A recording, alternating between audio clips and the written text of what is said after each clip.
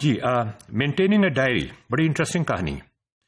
ہر بچے سے کہا جاتا تھا کہ وہ ایک ڈائری مینٹین کرے اور اس میں وہ آج کے حالات لکھے. آج کیا خاص بات اسکول میں پیش آئی، آج اس نے اسکول میں کیا چیز سیکھی، آج اسکول سے گھر آتے ہوئے، گھر سے اسکول جاتے ہوئے اس نے کیا چیز دیکھی، کوئی ایسی چیز جو اس کو بعد میں یاد رہ جائے یا شاید یاد کر کے خوشی محسوس ہو. اور اس کا کمپٹیشن ہوا کرتا تھا. اب آپ اندازہ کریں کہ کمپٹیشن میں 2 بچے ٹاپ پہ آ گئے. ایک بچے کی ڈائری جو تھی وہ اس نے کسی خوش خط بندے سے لکھوائی تھی باقاعدہ. ایک بندے نے اپنے ہی ہینڈ رائٹنگ میں، جس کی ہینڈ رائٹنگ اتنی اچھی نہیں تھی، اس میں لکھنے کی کوشش کی تھی.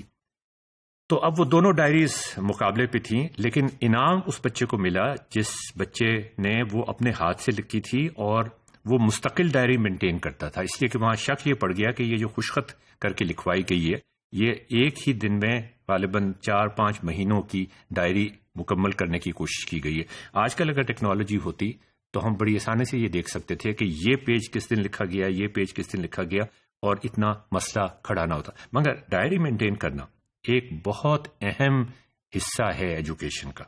یہ ہماری ڈائری کی کہانی ہے.